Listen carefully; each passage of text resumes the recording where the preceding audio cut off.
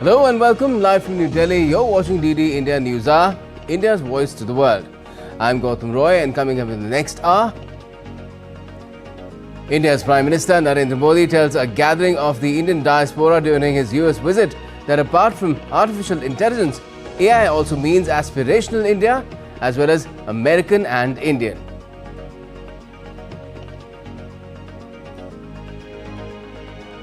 Prime Minister Modi also announces the opening of 2 new Indian consulates in Boston and Los Angeles during his address to the Indian diaspora. Says India is playing a leading role on global issues. Bharat आज land of opportunities है, अवसरों की धरती है. Prime Minister Modi and US President Joe Biden hail a watershed arrangement for setting up a new chip fab unit focused on security, telecom and green energy applications.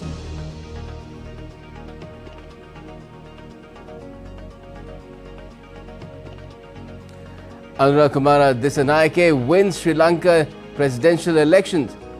Indian High Commissioner in Colombo becomes the first foreign envoy to call on the leader and congratulate him on behalf of India's leadership.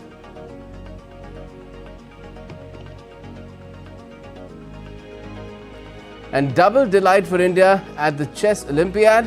Its men's and women's teams make history, win maiden gold medals in their respective categories.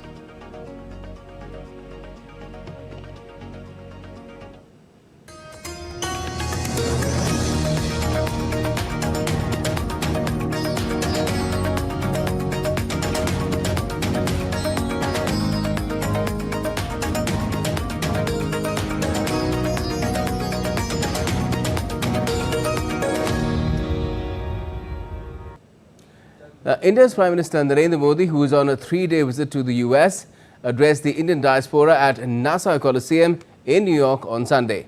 Over 16,000 people, many of them traveling from all corners of the country overnight, attended the event to welcome the Prime Minister and listen to his much-anticipated speech at the community reception. Addressing the diaspora, Prime Minister Modi highlighted how embracing diversity is part of India's culture and that unity in diversity is India's greatest strength.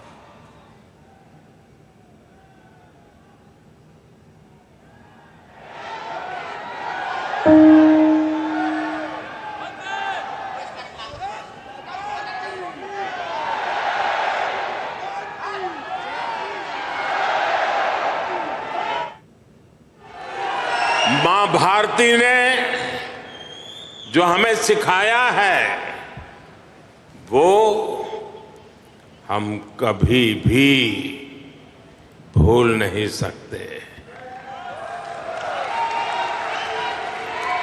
हम जहां भी जाते हैं सबको परिवार मानकर उनसे घुल मिल जाते हैं. डायवर्सिटी को समझना, डायवर्सिटी को जीना, उसे अपने जीवन में उतारना, ये हमारे संस्कारों में है, हमारी रगों में है.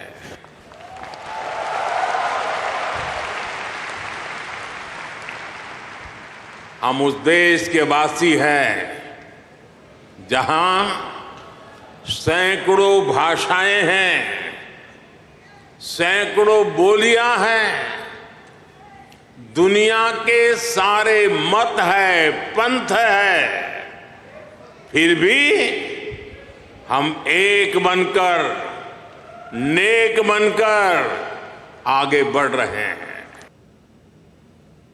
Further, Prime Minister Modi appreciated the role of the Indian diaspora in connecting India and the US.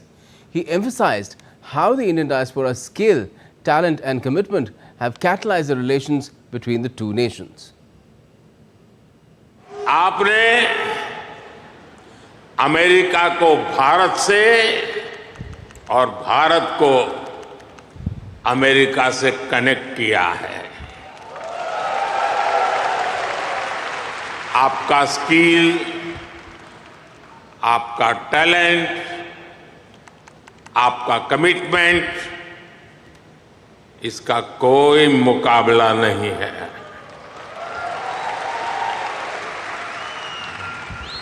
आप 7 समंदर पार भले आए गए हैं, लेकिन कोई समंदर इतना गहरा नहीं जो दिल की गहराइयों में बसे हिंदुस्तान को आपसे दूर कर सके।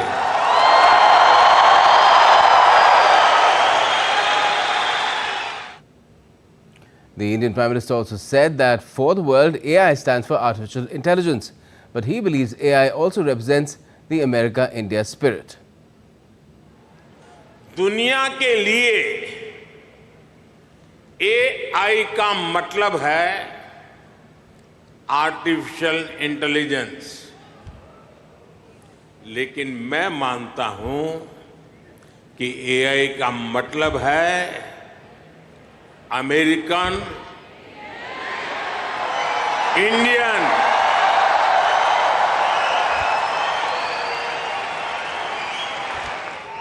अमेरिका इंडिया ये स्पिरिट है,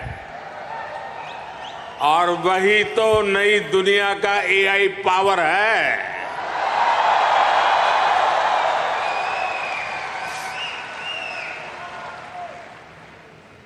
यही AI स्पिरिट भारत अमेरिका रिश्तों को नई ऊंचाई दे रहा है। And speaking about the biggest elections in the world that were held in India this year, Prime Minister Modi said that this is the era of freedom of expression. Hence, after much scrutiny, this year's elections were held in India. To this, the crowd responded to him by chanting, "Ab ki baar Modi Sarkar." जब हम भारत की democracy का उसका scale देखते हैं तो और भी गर्व होता है। 3 महीने का पोलिंग प्रोसेस, 15 मिलियन यानी 1.5 करोड़ लोगों का पोलिंग स्टाफ, 1 मिलियन यानी 10 लाख से ज्यादा पोलिंग स्टेशन, 2,500 से ज्यादा पॉलिटिकल पार्टीज, 8,000 से ज्यादा कैंडिडेट्स, अलग अलग भाषाओं के हजारों न्यूज़पेपर्स, सैकड़ों रेडियो स्टेशन, सैकड़ों टीवी न्यूज चैनल, करोड़ों सोशल मीडिया अकाउंट्स, लाखों सोशल मीडिया चैनल्स, ये सब भारत की डेमोक्रेसी को वाइब्रेंट बनाते हैं। ये फ्रीडम ऑफ एक्सप्रेशन के विस्तार का दौर है।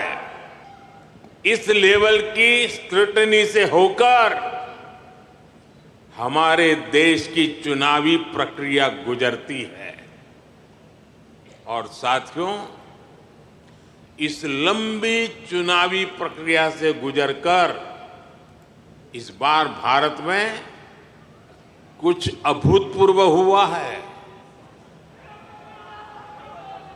क्या हुआ है? क्या हुआ है? क्या हुआ है? क्या हुआ है? अब की बार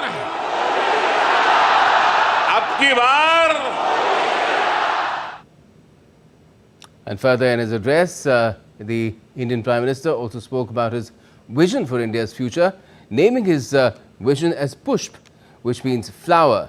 Now, defining each letter of the word as a path to progress and prosperity for India. आपको एक शब्द याद रहेगा, पुष्प। हाँ, कमल मान लीजिए, मुझे इतराज नहीं है।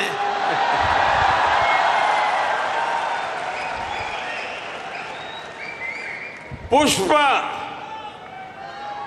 और मैं पुष्प को डिफाइन करता हूं, पी फॉर प्रोग्रेसिव भारत,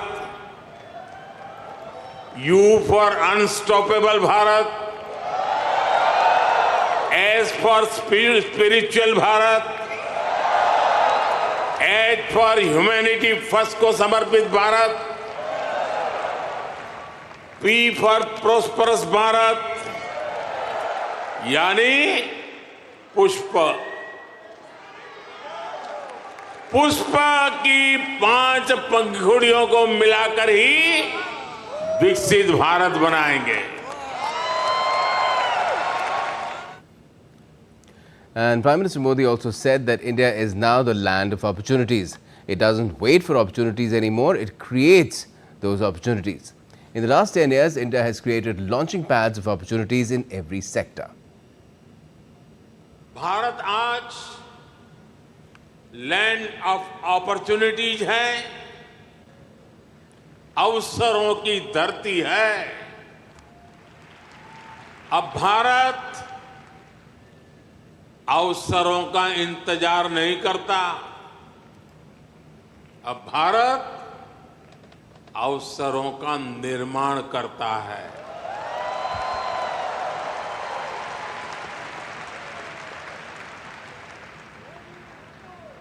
बीते 10 साल में भारत ने हर सेक्टर में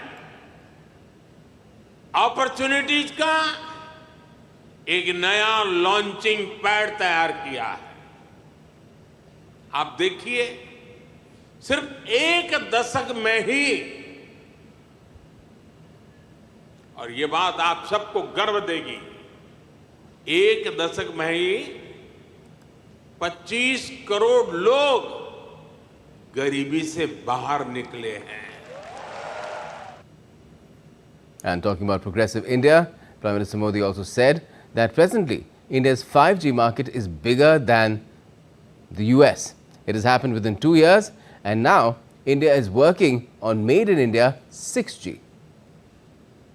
आप हैरान होंगे, आज भारत का 5G मार्केट, बताऊं,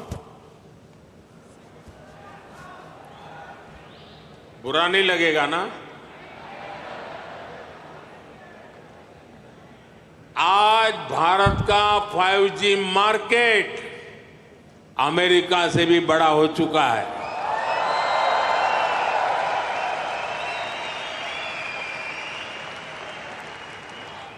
और ये 2 साल के भीतर भीतर हुआ है। अब तो Bharat made in India 6G पर काम कर रहा है। ये कैसे हुआ?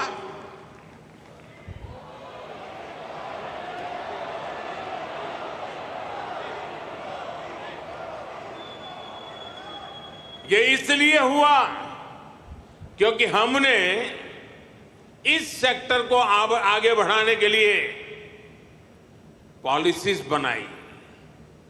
हमने मेड इन इंडिया टेक्नोलॉजी पर काम किया। हमने सस्ते डेटा पर मोबाइल फोन मैन्युफैक्चरिंग पर फोकस किया। आज दुनिया का करीब करीब हर बड़ा mobile brand made in India है। And India made a mark in the chess world on Sunday, winning double gold at the 45th Chess Olympiad, with both the men's and women's teams securing their first ever titles. Prime Minister Modi expressed joy over this historic win during his address at the NASA Coliseum as well. Bharat energy से भरा हुआ है, सपनों से भरा हुआ है। रोज नए कीर्तिमान, हर रोज नई खबर। आज ही एक और बहुत अच्छी खबर मिली है। चेस ओलंपियाड में मेंस और वुमेन्स दोनों में भारत को गोल्ड मिला है। ये लगभग 100 साल के इतिहास में पहली बार हुआ है। पूरे देश को, हर हिंदुस्तानी को हमारे चेस प्लेयर्स पर बहुत गर्व है. And we've got now a guest joining us from the US. We have Mr. Yogi Chugh. He's a Fremont community leader joining us from California. Good evening to you here from Delhi. Mr. Chugh, what do you make of, first of all, the way the PM has come to the US this time around, and he has a special connect with the Indian diaspora, the Indian community there, and that was unmistakable this evening as well. Evening here, of course, and there, of course, it's a bright, sunshiny day. It is a bright, sunshiny day, and coming out of the Coliseum, we're now just at the end of the event. But I'll tell you, in comparison to some of the other events that the Prime Minister has done with the diaspora and the community, this event was historic in the sense that he's come back after his third term in office. And clearly, it's a new India. And the aspirational India and the opportunities that he's talked about clearly put front and center why this visit was important. Many of us in the United States have always felt that the U.S.-India partnership is a very consequential partnership. It's the people to people. Just hearing about the great successes and the great strides that India is making to address income inequality, ensuring that the woman worker and tribal villages are able to sustain career paths, leading on drones, leading on manufacturing, becoming an net export provider of phones, and the aspirational goal that one day an Indian-made semiconductor is going to come onto America was just a profoundly strong message for some of us who claim India as our country of origin, now living this America. It was a mesmerizing moment, a moment of great pride for all of us. Yes, certainly, and it's been several moments of great pride. If you look at the way that this trip has started with that bilateral meeting with President Biden in Delaware at his own home, and then the Quad summit as well. How do you see the progression of India-US relations, particularly during the last 10 years through the two terms of Prime Minister Modi, and now, although President Biden is, some would say he's a lame duck president now, but still working very hard to ensure that India and US keep growing their partnership for the benefit of not just these two countries, but the entire world? Undeniably, many people in the United States, whether it's elected officials or whether it's State Department officials or NSA, National Security, they've always talked about the consequential nature of the U.S.-India partnership, how it will be a defining partnership of the 21st century. India has come of age. Through G20, what we saw was India provided a voice to the African Union. It has also provided a voice to the Indo-Pacific. And then this onset of the Quad relationship now is just, in a very significant way, going to impact the region. The China hegemon is real.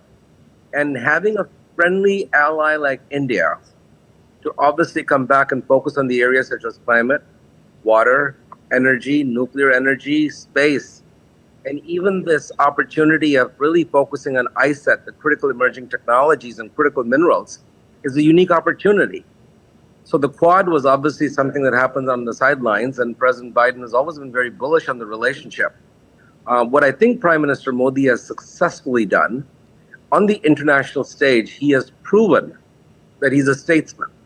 He's able to forge coalitions. He's able to lead. And while his aspirations are for India, he recognizes the role India has to play in the world, especially on climate. I believe that he has very forcefully said that war is not the solution. And clearly from a position of strength, when Prime Minister Modi now sits and talks, he sits at a table of people who believe in the potential of what India has to offer to the world economy, the world geopolitical scene, and the very nuance of the 21st century. So I think that that's really what it is. We are in the midst of a presidential election, and people often ask me, do you think a Democrat president is better, or do you think a Republican president is better for the Indian American community? And I come back and say, well, the people of the United States will decide, but irrespective of whoever becomes the president, the strategic relationship of India is no longer a relationship of convenience. It is now a relationship in which India is seen as an indispensable partner. So that's really where I think America is bullish on this partnership, long beyond Prime Minister Modi stays in office. And it is going to be a very significant partnership over the next 20, 30 years. Oh, yes. It's just that at this point of time, people are preoccupied. You mentioned the elections that are coming up in just about 6 weeks now. There's, of course, the Anga also taking place in New York, where there's a lot of preoccupation with what's been happening in the Middle East, apart from what's been happening in Ukraine, in Syria, and so many other places where extreme weather is also playing havoc, really, from in all parts of the world. So at this juncture, the kind of meetings that the PM has been having in the US, particularly when he addressed the Summit of the Future, do you think that would also be something that will come onto center stage because the world really needs to pay attention to that as well? The world is paying attention. The visit of Prime Minister Modi to Russia and then the visit to Ukraine did not go unnoticed. And certainly as a part of the BRICS bilateral, there were conversations about the efforts that happened. And many people have said the solution will no longer happen on the battlefield. I think Prime Minister Modi has demonstrated to the world that he has the ability to build relationships with world leaders. And it's something that he's extended term over term. And along with Minister of External Affairs Jay Shankar, I think India has clearly ensured that in the context of the critical decisions on the global stage, India will have a voice in many aspects. India will be the nudge that helps forge solutions. And I think that's really a remarkable situation for India to be in. Yes. The other front, of course, is that of progress altogether in terms of which is being driven these days by technology. This is the digital age, the age of AI. Prime Minister mentioned today Indian and American and the India-America spirit as well. But a lot of focus in these engagements that the PMs had, particularly with President Biden, on the technology front, semiconductors, a watershed moment, really something completely unprecedented, a fab which will be set up through a collaboration between the Indian defense sector as well as the American in India. That is something that is quite amazing. How do you see this being taken forward as well? You know, the emerging and critical emerging technologies and INDEX has been a strategic opportunity. Business interest groups have focused on that. India, through the G engines that was able to get, has really enabled us to ensure that India becomes a regional player with all of the things that are needed. And from that regard, I think what has happened is that the Indo-Pacific has now become a very critical space in which the China hegemon Israel and understands that India has a very unique role to play in this. On one hand, with the China influence growing back to the debt trap, India, on the other hand, has looked back at the region and saying we all have to uplift each other because a stronger region is good for the global threats that we face with. So that's really what I think is happening, and that is clearly where we're going to bet the future on. And that's really something that I think the Prime Minister clearly made. And when he talked about Micron opening up its first semiconductor plant, and he talked about the fact that it very well may be that once we design these chips, one day those chips may actually be coming to American shores. That's a very profound statement, a very critical thing. Post-COVID, we saw how the supply chains created havoc and destruction in the global markets. Being able to come back, and as America looks to bring manufacturing back to the United States, it needs to focus on friendshoring. Healthy and vibrant democracies like India, able to have the talent and the pool to focus on this, clearly enables the US and India to work as allies on some of the common issues that we face in the world.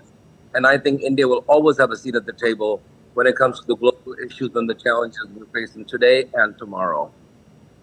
Another significant announcement that the Prime Minister made was that India will pretty soon have 2 more consulates. I think there are 5 already, counting the embassy in as well.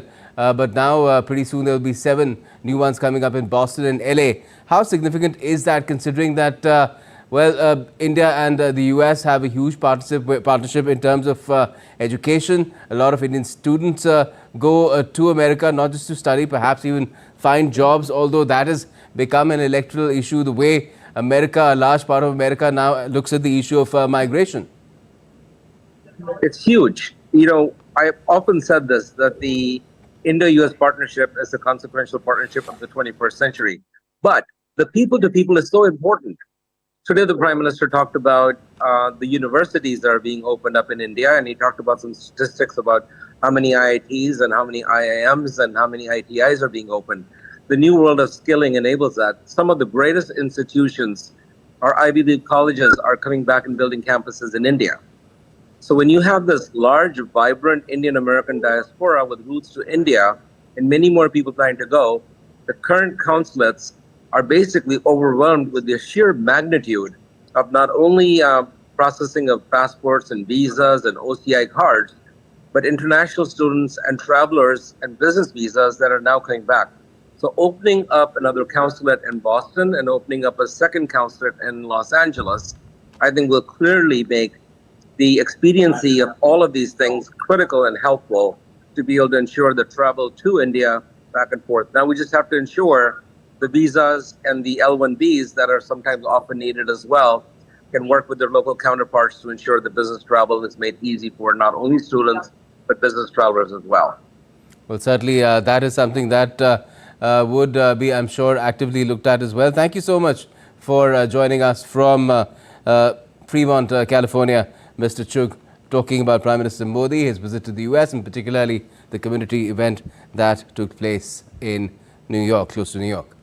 Now, US President Joe Biden and Prime Minister Narendra Modi have hailed the arrangement to establish a new semiconductor fabrication plant focused on advanced sensing, communication and power electronics for national security, next generation telecom and green energy applications. This is the first ever India-US semiconductor fab cooperation of its kind. It's path-breaking. More in this report. US President Joe Biden and India's Prime Minister Narendra Modi hailed a watershed arrangement to establish a new semiconductor fabrication plant focused on advanced sensing, communication and power electronics for national security, next generation telecommunications and green energy applications. The fab will be enabled by support from the India Semiconductor Mission as well as a strategic technology partnership between Bharat Semi, Third iTech and the US Space Force. Some of the key highlights are, this is the first ever India-US semiconductor fab cooperation of its kind. It's the first time ever the US military has agreed to do a technology partnership for these highly valued technologies with India, hence making it a watershed moment as powerful as the civil nuclear deal. The fab becomes not only India's first, but also one of the world's first multi-material fab for national security. The Bharat Semi fab, titled Shakti, also becomes one of the first fabs of its kind in the Quad. The fab will focus on three essential pillars for the modern war fighting: advanced sensing, advanced communications, and high voltage power electronics. These three areas also have huge growing needs for commercial sectors such as railways, telecom infrastructure and data centers and green energy. These semiconductors fall under a family known as compound semiconductors. Three main tech areas include infrared, gallium nitride and silicon carbide. It's part of PM Modi's vision for India to become a chip maker from a chip taker. This fab becomes a national asset and further helps India's goals of becoming a net security provider in the region. This is a glass ceiling broken in tech diplomacy and years down the road will go down in history books as a watershed moment in India-US relationships.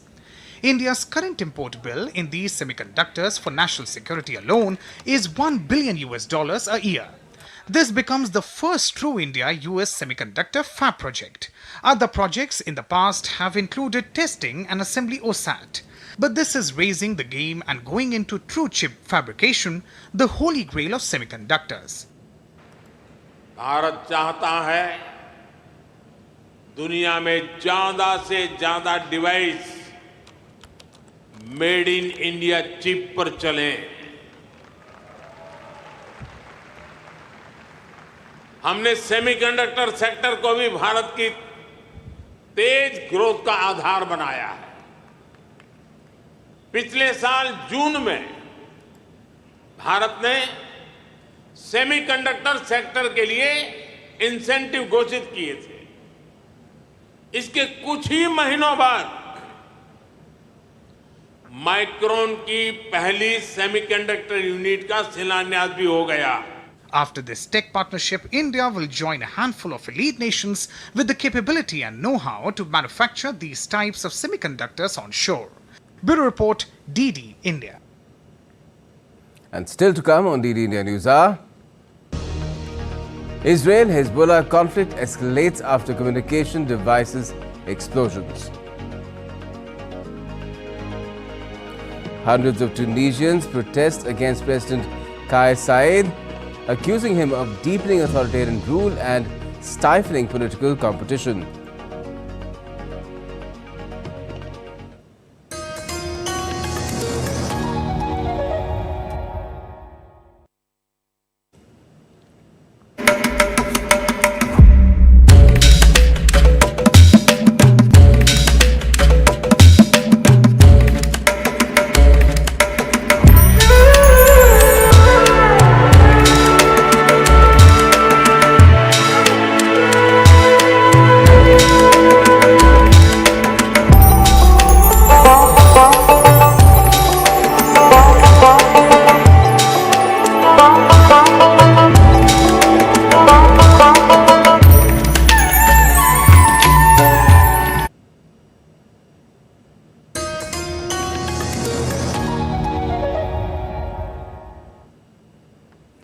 Welcome back. You're watching DD India News Hour. I'm Gautam Roy. Now, earlier on day one of his visit to the US, India's Prime Minister Modi participated in the Quad Leader Summit in Wilmington, Delaware. While Prime Minister Modi used the acronym for Quad as Quick Unified Assistance Delivery and underlined the need to establish Indo-Pacific inclusivity and prosperity as the grouping's shared priority, Quad leaders appreciated him for the leadership role in the Indian Ocean region. President Biden said that the US has things to learn from India's experience and leadership in the Indian Ocean. The Quad has become a pivotal force in shaping shifting geopolitical dynamics. Amid global tensions and conflicts, the alliance comprising India, the US, Japan and Australia convened in Wilmington, Delaware. India's Prime Minister Narendra Modi highlighted the Indo-Pacific inclusivity and prosperity as a shared priority, with a clear message that the cooperation of the nations is important for humanity, given the current world order. He also thanked President Biden for expanding cooperation across critical areas like health, technology and climate change.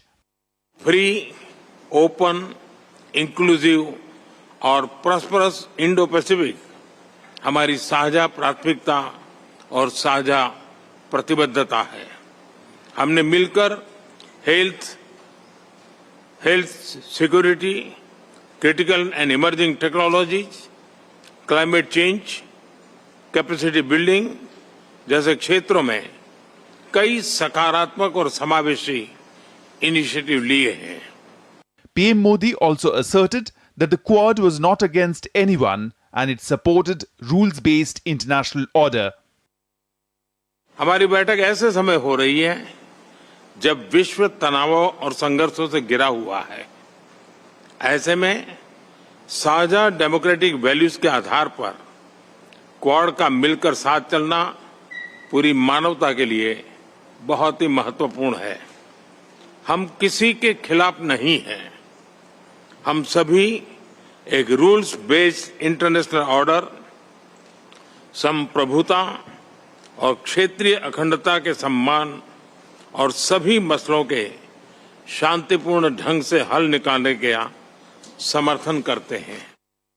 US President Joe Biden echoed this sentiment, affirming that the Quad is more aligned than ever, announcing new initiatives. Today, we're announcing a series of initiatives to deliver real, positive impact for the Indo-Pacific that includes providing new maritime technologies to our regional partners so they know what's happening in their waters, launching cooperation between coast guards for the first time, and expanding the Quad Fellowship to include students from Southeast Asia. Japanese PM and his Australian counterpart further stressed on the need of an institution like Quad that plays crucial role in strengthening security and peace in the region. They called Quad to work together for a more secure and open international order. It is ever more important for us, the Quad, who share values such as freedom and democracy, to continue to demonstrate our firm commitment to our common vision of FOIP, the free and open Indo-Pacific, to the international community. Partnerships like the Quad are crucial, providing us with an avenue to discuss shared responsibilities and goals and strengthening the enduring relationships necessary for lasting stability. In an ever-evolving world, the Quad's commitment to a free, open and inclusive Indo-Pacific is crucial for the future of global stability and cooperation. With Amritpal Singh in the United States, Bureau Report, DD India. And Prime Minister Modi will also address the Summit of the Future at the United Nations on the 23rd of September, which is Monday. DD India's Amritpal Singh reports from the UN headquarters. United Nations, the apex global body which has often been criticized for failing humanity to address its current problems. The UN is now staging a Summit of the Future, which has an ambitious agenda to find solutions to the emerging problems, the solutions to problems which may affect humanity in the near future, to evolve a global consensus, a pact for future which solves humanity's problems. Prime Minister Narendra Modi will be addressing world leaders on Monday at the Summit of the Future, making a strong case for keeping international commitments on sustainable development, financing for the developing countries, and transforming the global governance architecture to make it more effective and equitable. But the big question is, will world leaders be able to keep their differences aside and find solutions to the problems of the world? But despite the cynicism, it is a welcome step by the UN, because as the Mahatma once said, the future depends on what you do today. With cameraman Sumit Naudyal, this is Amritpal Singh for DD India at the UN headquarters in New York. Sri Lankans have elected Marxist-leaning Anura Kumara Dissanayake as new president on Sunday, putting faith in his pledge to fight corruption and bolster a fragile economic recovery following the South Asian nation's worst financial crisis in decades. 55-year-old Dissanayake, who does not possess political lineage like some of his rivals in the presidential election, led from the start to finish during the counting of votes, knocking out incumbent President Ranil Wickremesinghe and opposition leader Sajith Premadasa.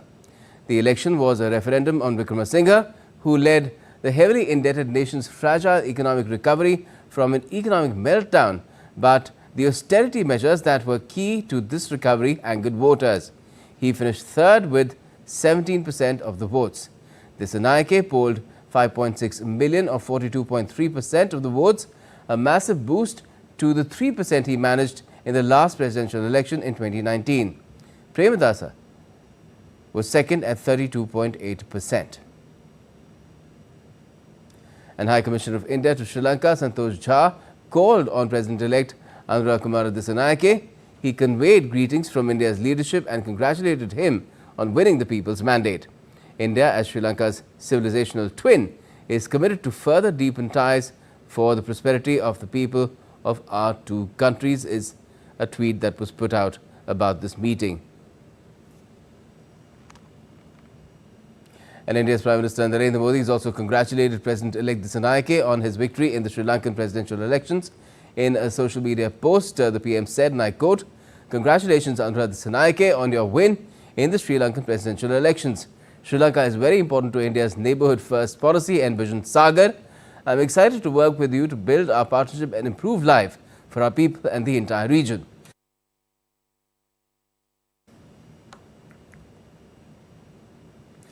A shooting outside an Alabama nightclub on Saturday left 4 people dead and 18 injured, according to the police. Video captured in the aftermath of the shooting showed one of the victims' bodies on the sidewalk and several eyewitnesses talking to each other. Multiple shooters fired into a group of people as they waited to enter the Hush nightclub in Birmingham, according to the police. A manhunt for the suspects is underway, and officials from the Federal Bureau of Investigation, that's the FBI, and the Bureau of Alcohol, Tobacco and Firearms, that's the ATF, are assisting with the investigation.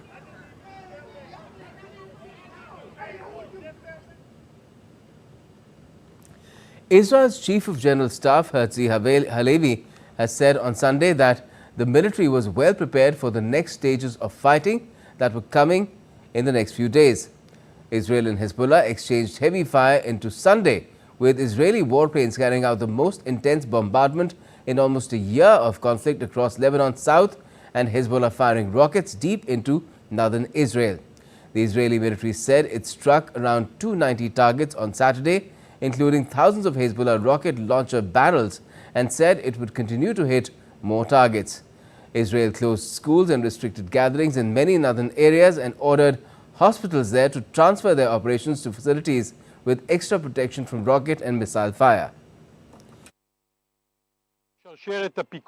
We have attacked over the past few days hundreds of terrorist targets in Lebanon.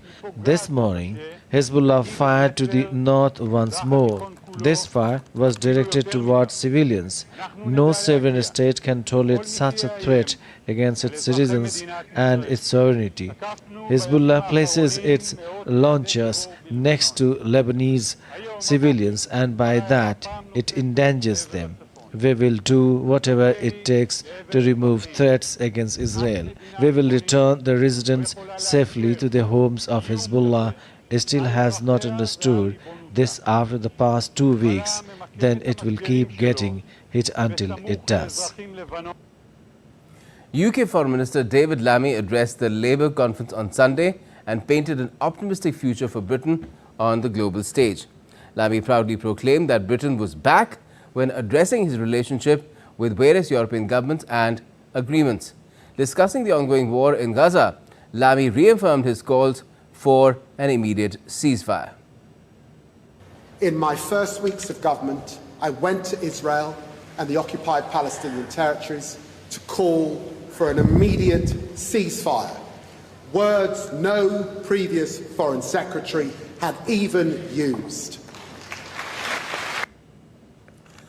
Hundreds of Tunisians protested on Sunday against President Kais Saied, accusing him of deepening authoritarian rule and stifling political competition 2 weeks before a presidential election.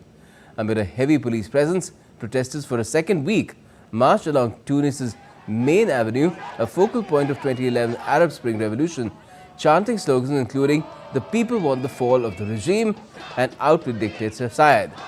The protests came after lawmakers proposed a bill to strip the administrative court of its authority to adjudicate electoral disputes, a move that the opposition says would discredit the 6th of October election and pave the way for Saied to secure a second term.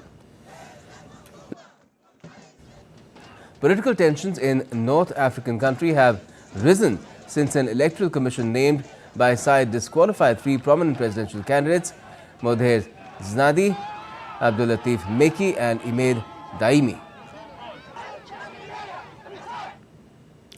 At the United Nations Summit of the Future, South African President Cyril Ramaphosa called on Sunday for significant reforms in global governance structures, including UN Security Council. Ramaphosa added that this is unjust, unfair and unsustainable to entrust the world's safety to a select few countries. Ramaphosa stressed the importance of multilateral actions and concrete commitments to advance peace and development in Africa and the world. He warned that failure to act would be a betrayal to future generations. The United Nations General Assembly adopted a pact for the future on Sunday, which UN Secretary General Antonio Guterres described as a landmark agreement that is a step change towards more effective, inclusive, networked multilateralism. That Pact for the Future is a great opportunity to change and also to reinvigorate the multilateral system so that it is fit for purpose to address the challenges that the world faces. It is an opportunity also to make good on the promises to reform the global governance architecture, including the international finance institutions and the United Nations Security Council, placing the fate of the world's security in the hands of a select few when it is the vast majority of the peoples of the world who bear the brunt of the various threats is unjust, unfair, and unsustainable. Kenyan President William Ruto, on a visit to Haiti, has said on Saturday that he was open to Kenya's anti-gang fighting mission in the country being converted to a UN peacekeeping operation. Ruto visited violence-plagued Haiti to assess the progress of the multinational security support, that's the MSS mission, where Kenya is playing a leading role to curb rampant gang violence that has ushered years of political chaos and mass displacement. The mandate of the MSS mission, first approved by the United Nations Security Council for 12 months, is set to expire at the start of October. The 15-member council is due to vote on the 30th of September on the mandate renewal. After the Security Council approved the MSS mission, Kenya sent about 400 police officers to Port-au-Prince in June and July for an expected total of 1,000. A handful of other countries have together pledged at least 1,900 more troops.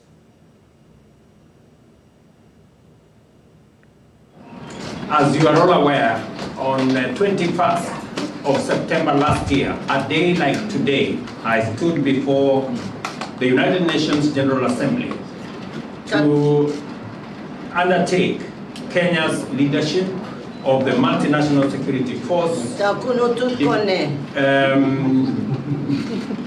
subsequent to the United Nations Security Council providing the necessary mandate. And I'm very happy that today I have arrived in this city and the multinational security support mission is on its 100-day presence.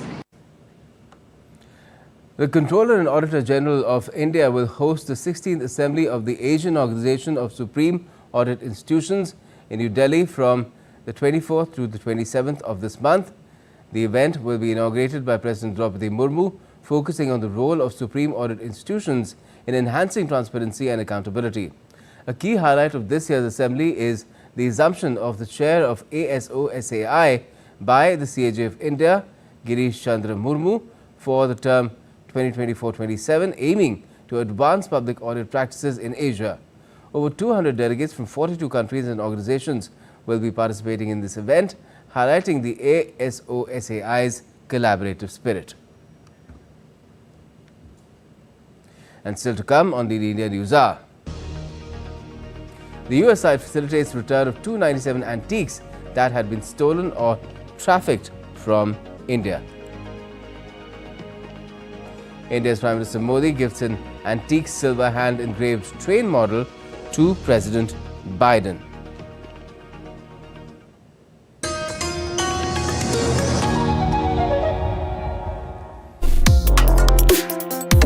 Complex issues, hidden agendas, twists and turns, strategic games. We think all dots are linked, we just need to connect them. Join me every week as I connect the dots to unravel hidden designs in statecraft, mysteries, and decode issues that matter to you. Watch Connecting the Dots with me at these times on DD India.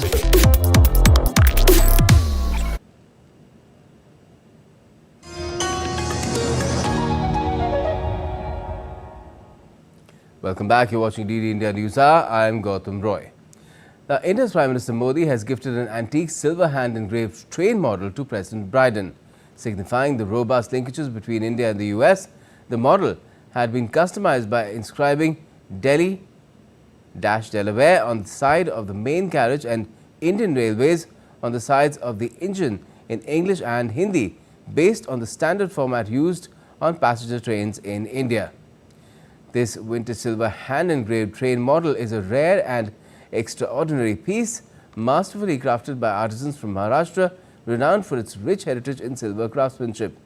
This masterpiece not only highlights the artisan's exceptional skill, but also serves as a glowing testimony to the long history of Indian Railways and its global influence.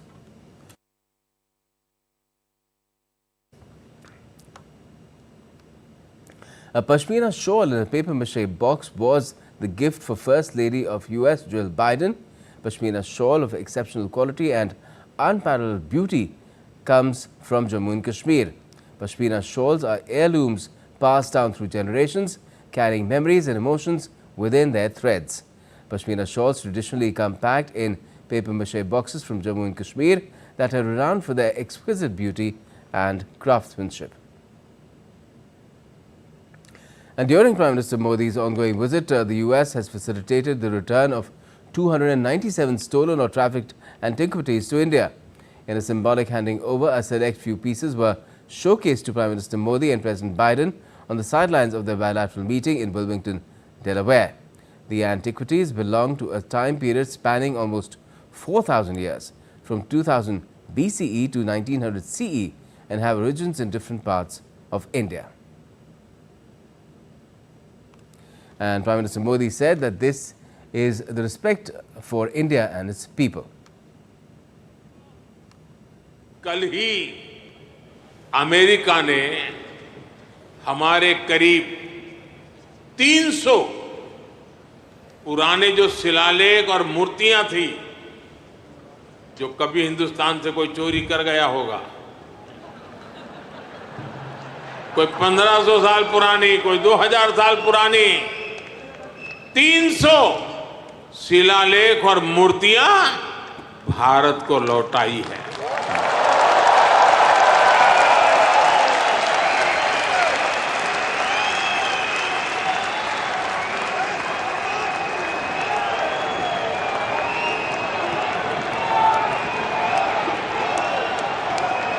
अभी तक America ऐसी लगभग 500 धरोहरें भारत को लौटा चुका है। ये कोई छोटी सी चीज लौटाने का विषय नहीं है, ये हमारी हजारों वर्षों की विरासत का सम्मान है, ये भारत का सम्मान है और ये आपका भी सम्मान है। मैं अमेरिका की सरकार का इसके लिए बहुत आभारी हूं। And time now to get to some sporting updates as well. Now, the Indian chess team has scripted history by bagging 2 gold medals in the open and women's select sections respectively on Sunday in Budapest. In the open section, Indian men's team outplayed Slovenia with a score of 3.5 to 0.5. Gukesh, Arjun and Pragnananda secured wins, whereas Vidit drew his game comfortably in the round of 11. Meanwhile, in the women's section, the team crushed Azerbaijan. Harika, Divya and Vantika scored wins, whereas Vaishali settled for a draw. The Indian team will also be awarded the prestigious Gaprindashvili Cup, which is given to the best performing federation that includes the performance of open and women's sections.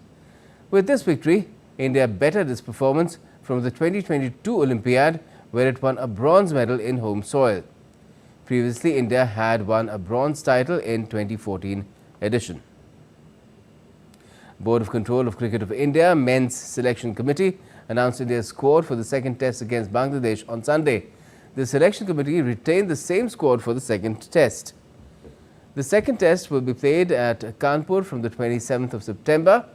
India defeated Bangladesh by 280 runs on day 4 of the first test. Ravichandran Ashwin picked a fifer and hit 100 in the match.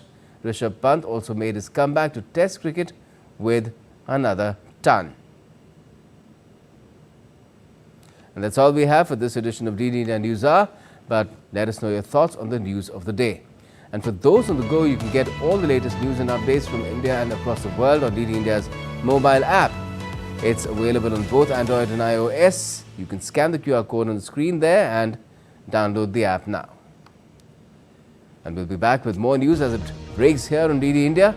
I'm Gautam Roy, and from all of us here in Delhi, thanks for watching DD India News Hour.